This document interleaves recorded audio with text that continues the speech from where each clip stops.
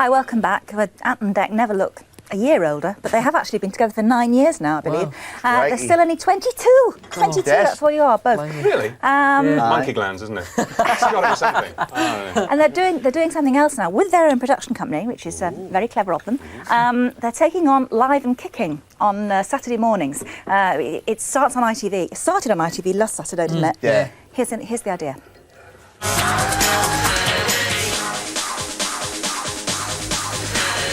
It's Saturday and this is SMTV Live! Yes, I'm the 5th Lord Anthony of McPartland. And I'm Viscount Donnelly of Declanshire. But you can call us Ant. And Dec. Yes, from now on, Saturday mornings will never repeat, never be the same again. This is our home for the next year! Look at it! Isn't it fantastic? Look at it! Over there we've got the North Side stage, we've got the Delta stage, we've got the Plectrum stage, and we've got the Lunar stage. Let's see, if I just do this, then this should happen. Is that happening? Oh, you've done it, eh? Deal, I like and it. for example, say if I do this here, right, put my hand there, right? Oh, nothing's happening then. Is it not? If I put my hand there? Hang on, yeah, hang on. Yes, yes, you got it? I get a small toy bee in my mouth. Fantastic! All right, well done. Sounds just like What's all that about then? You got an audience in there? Not for the first 2 hours, Right. because the first 2 hours is your cartoons and little comedy sketchery God, bits. how long does it go on for? It's then? 3 hours. on a normal day, it's 3 hours, except when the Grand Prix is on, Yeah. and we have to cut back No, a we bit. get shortened. You get sorted, yeah. But the last hour is the live music show, taken over from the chart show. Well, how do you get the audience in then? They just sneak in. they come in during the last link. Right. And we're like, oh, hello, everybody. There's an audience here. And there's about 200 kids sneaking in like that. Brilliant, brilliant. Good. And it's a band-led show, isn't it? The back part of it. The last Yeah. hour is Countdown UK, where we predict what's going to happen in the charts the next day. Did you get it right this Saturday? We did. We got We Manic got Street the number Preachers. 1 right, yeah, which Did is you? good. Yeah. Yeah, it's our first, and it was really close as well. There was 3 bands up there. Who were they? Steps, who you've got Steps, Yeah. number 2. today. Yeah. Manic Yeah. Street Preachers, and Boyzone, who were going to go back to number 1 with No Matter What. Right. So it was really close, and there was only a few copies in it. Who won? Manic Street Manic Street Preachers. Preachers, We- number we- 1. we put And you our- got that right. Well we got done. it right, yeah. That's good.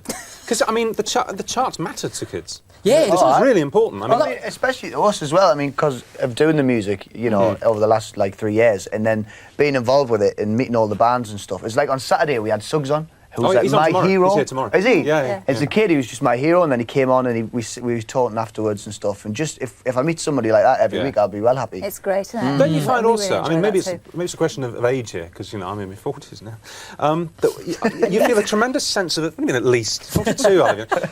You get a great sense of affection for young bands when they come through, like Bewitched. Yeah. I think they debuted here, actually, in Britain with C'est La Vie. Right, yeah. And I said to them afterwards, that is number 1, that has Yeah. got to go to number 1. He should be an A&R man. Hey, I should be an army.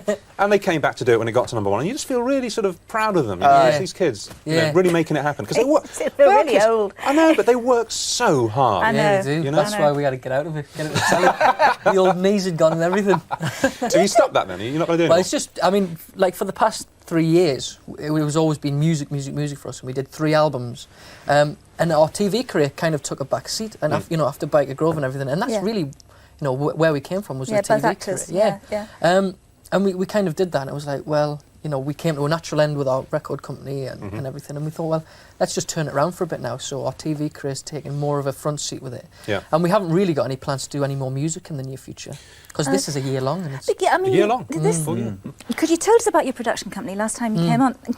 You're really hands-on on it. Do you run the business side as well? Yeah, Yeah. Do you? It's we kind of get involved. There's a Ego smile over maniacs. there. Egos. You don't run the business. No, we- side. That's what it is. Megalomaniacs. That's what we are. Have you discovered a mean streak you didn't know you had? Like, you know, that you're using too many paper clips, or, you know, 60-watt bulbs will do. I never leave cars waiting anymore. You know, you sit at the bar afterwards, say, oh, I like the Yeah. car, and then you can't now, can you really? So You get these huge car bills. You go, oh my god! But no, Yeah. it's fun. Yeah. But that's the thing. I mean, we're in the office every day, you know, working on the next week, and it's like, you know, we. So you do the we never- script and everything? Yeah. Yeah.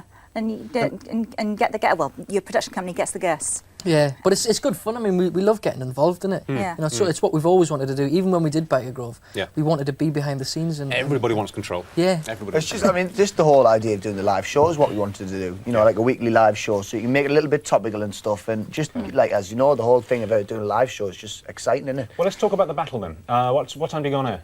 We go on at 9:25. What time do Live and Kicking kick off? I'm not sure. I think it's about 9:15. I think. Right, so they start a bit ahead of you. Yeah. Okay, what time do you go off air? 12:30, What time do they go off air? 12:15. Oh, so you've gone longer than him. Yes. Okay, now So what conclusions have you drawn? Professor. What do we think about that then? I've just got the gloves off. What I was going to say was you must have done a lot of marketing research and looked at what you can do, because it's a good, strong show, the other side, and you've got to Yeah. beat it. No point in starting if you're not going to finish the winner. Yeah. So what are you targeting? How are you going to beat them? The whole idea of the show is, we thought back to when we watched Saturday morning shows as kids, and you know brought up on the shows we were brought up on, and what we wanted to do, the BBC and their shows, remained the same for such a long time, and it's a very successful format, and it's really good.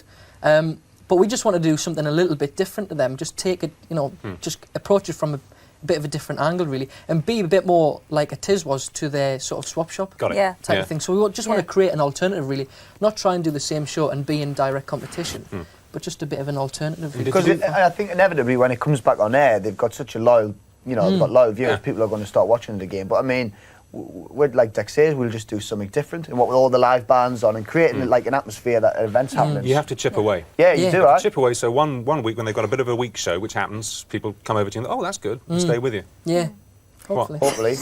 Telling you. Not telling You're a little late. Having a Cheers, discussion. father. Thanks, Dad. Just said it's actually true about Ellie, our security spice down there. Yeah, What? we've seen that. She She did did that. that. She She did really that. did that. We had to ring someone and say, look, can you come down and tell her that we are Tell at her the who we deck? are. She must have been a BBC commissioner in her former life. There's a great story about the BBC commissioner. Remember there was a guy called Keith Graves, who was, you're probably too young to remember, he was the Middle East reporter. Well, he went out to the Middle East after what happened. He was a home news reporter, and there was a bomb in Oxford Oh, Street. yes, I remember. And he went out there, it was about 5 o'clock, this bomb went off and people were hurt.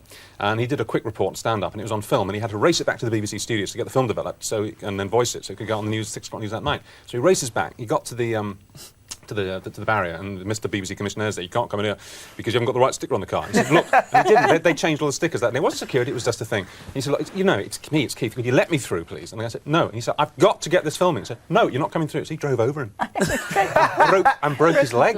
It's Oh, not, no. it's not funny. It's not that funny. not. We didn't do that to Ellie. No. She wouldn't be on the show. You're in a lucky. week. A week later, he was in Beirut. That's probably the soft option, isn't it, compared to those Absolutely, security yeah, guards? Commissioner. We'll have to keep an eye on Ellie, otherwise we won't be getting anyone on the show. Exactly. Listen, lots of luck with it. Thank Lovely you. to see you Thanks a again. lot. Great. Cheers. Yeah, Thanks for having us. Hope it goes really well for you. Cheers. Yeah. Cheers. Cheers. Right, you're going to see some seriously weird stuff at around this time on Tuesdays for the next few weeks, because we've got a new series for you which looks at the unbelievable lengths that people go to keep their pets happy. Mind you, we can talk, because we were adopted nearly by... adopted a cat. Well, a cat adopted us on holiday Yeah. in Portugal this summer, and I came downstairs, I haven't told you this, one morning to find Jack and Chloe cooking tomato soup for the cat. And he ate it as well. Oh, no, Jack Weird. wanted to bring it home, but we couldn't because of quarantine. Well, it's called breaking the law. Breaking the law. And rabies and death and everything. It was a Anyway, sweet cat, though. It was a very sweet cat, Nino. Anyway, here's the new series.